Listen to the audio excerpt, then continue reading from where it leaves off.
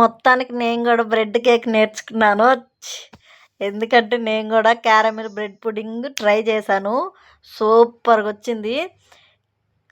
కానీ మేము స్వీట్ తక్కువ తింటాం కాబట్టి మేము ఎక్కువ తినలేదు. కానీ టేస్ట్ అయితే బాగుందండి. స్వీట్ ఎక్కువ తినే వాళ్ళకి కేకులు అవి వాళ్ళకైతే సెట్ అయ్యిద్ది. ఈ ఒకసారి నేను ట్రై చేశాను అన్నట్టు ఎగ్ వేసి జున్ను చేద్దామని యూట్యూబ్లో వీడియోస్ చూసే చేశాను. అయితే అది అంతగా ఏం రాలేదు. నాకు ఎగ్ స్మెల్ వచ్చింది. ఇది కూడా నేను యూట్యూబ్లో చూసిన తర్వాత ట్రై చేద్దామంటే కొంచెం నాకెందుకో భయం వేసింది. కానీ ఇక కాస్ట్ కూడా ఎక్కువేం కాదు కదా. కాకపోతే పాలు, గుడ్డు, బ్రెడ్, నేనైతే ఎగ్స్ కూడా 2 వేయలేదు. ఒక్క ఎగ్గే వేసాను. కొంచెం మళ్ళీ నేను మీగడ తీసి పెడతాను నెయ్యి కోసం. ఆ మీగడ కూడా కొంచెం వేసా టేస్ట్ ఎలా ఉంటుందా అని చెప్పేసి. కానీ టేస్ట్ అయితే ఓకే, బాగానే కుదిరింది.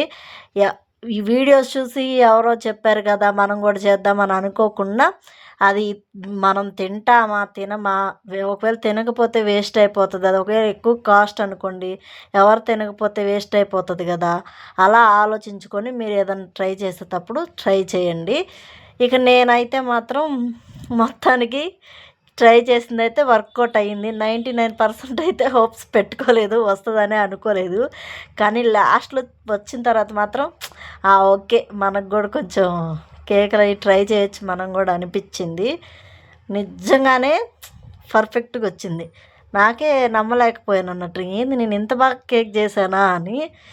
కేక్ వీడియోలు కూడా చేయాలి ఇక.